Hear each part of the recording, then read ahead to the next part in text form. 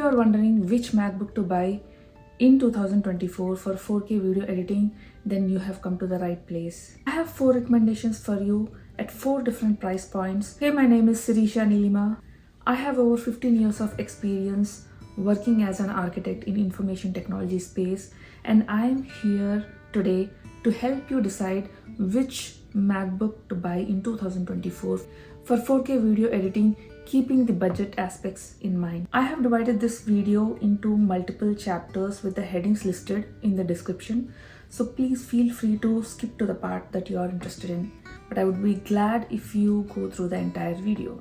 Before deciding on a MacBook model, I highly recommend to go check out the retailers like Best Buy for potential sales. You can often find great deals on MacBook based models there. You stand to potentially save at least $100 to $200 in the retailer store if it's worth checking rather than buying straight from Apple. Also keep an open mind about refurbished MacBooks at Apple Store, as they are virtually indistinguishable from the new ones.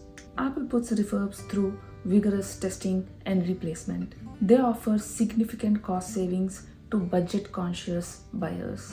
Coming to my 4 recommendations, if you are on a very tight budget, there are 2 MacBook options you can consider. My first recommendation would be 13-inch MacBook Air M2 chip with 8-core GPU and add an upgrade of 16 GB unified memory and 512 GB of SSD storage. This comes to around $1499. With this laptop, you are getting all the performance that you need for 4K video editing. Though 8 GB RAM allows you basic editing, I suggest 16 GB. The extra capacity enables better speed when you are multitasking, like when you are gaming, programming, listening to music while you are editing. Having 16 GB will help your video editing software stay speedy. Considering the long-term needs, the 16 GB minimizes the lags as the demand increases. Now, if you remember, I also recommended to upgrade to 512 GB of SSD storage from the basic 256 GB. This is because with 256 GB you might just be able to do basic casual browsing or basic video editing.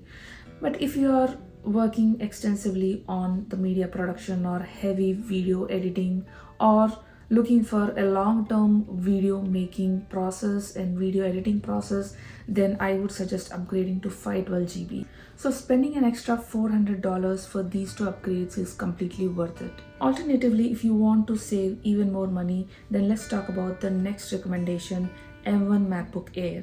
M1 is not bad at all, because the big leap for MacBook or Apple products was to move away from Intel processors to Apple Silicon. Although it came out in 2020, it is still capable for 4K video editing. If your budget is under $1,000, then this is a great option. Even Marcus Brownie uses and recommends M1 MacBook Air, so why not? Use an M1. Yeah, the quantum leap was from the last generation of Intel Macs to the first generation of Apple Silicon Macs. I've found myself recommending laptops to a few people. I had a friend ask me, well, I need to get a new laptop, what should I get? I recommended the M1 MacBook Air. Now, why not the 15-inch MacBook Air? It has better thermal performance than the 13-inch and is available at $1199. The reason being, if you configure this laptop for the best possible specs for video editing, which would be to upgrade to 16 GB memory and 512 GB of SSD, then the price would come to be around $1699. Now, this would not be so bad if the base model for MacBook Pro M3 was not for just $1599. And moreover, it comes with 10-core GPU and 512 GB of SSD storage. So personally, I would consider buying the base model of MacBook Pro M3 than buying the MacBook Air 15-inch. This takes us to the next best MacBook if you have a little higher budget. Both MacBook Air M2 13-inch and 15-inch are made of liquid retina display and the fanless design, which means they stay silent even under intense workload. Also, MacBook Air comes in 4 colors as opposed to MacBook Pro, which comes only in 2 colors. MacBook Air has 18 hours of battery life, whereas MacBook Pro has 22 hours of battery life. Coming to my third recommendation for buyers who can spare a little higher budget. You can definitely go with the base model for MacBook Pro M3 and add an upgrade of 16GB memory. That makes it $1799. But that would not be my third recommendation. Because if you're already thinking of getting a MacBook Pro M3, then you must be already considering buying MacBook for some serious resource intensive work. Or you may have a desire for a future-proof solution that addresses your storage needs. So a 1TB storage option becomes more appealing in this scenario. So MacBook Pro M3 with 8-core CPU and 10-core GPU and 16GB memory, 1TB SSD storage would be my third recommendation. The price comes to $1999. It comes with 22 hours of battery life, which allows you to go with the laptop an entire day without the power cable. You may have noticed that so far I have not recommended a larger screen size for a MacBook. This is because my personal preference would be to have larger performance benefits and yet limit the budget. I would go with an external monitor for use cases that require larger screen.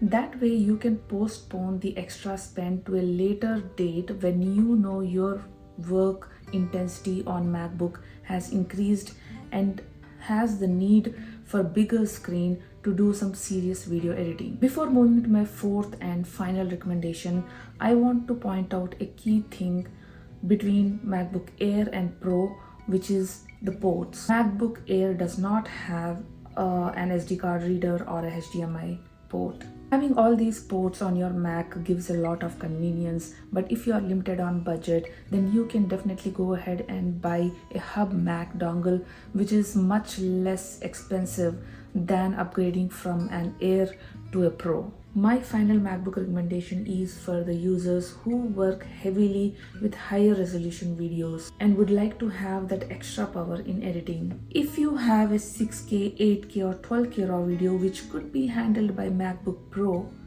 but if you want to edit that high resolution and high quality video at a very fast pace and with minimal lag, then you should consider buying this laptop.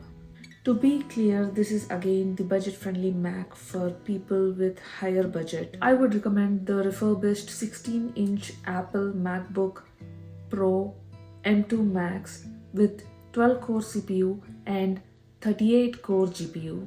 At the time of making this video, this MacBook is on sale from $3,389 to $2,899, which is a very good deal without compromising on the high performance that you need. To make an apple-to-apple comparison, the 16-inch MacBook Pro M3 of the same specification costs about $4,000. So these are my 4 recommendations, and if you find this information useful, please consider subscribing to my channel and give a thumbs up if you like it and share with your friends. Thank you.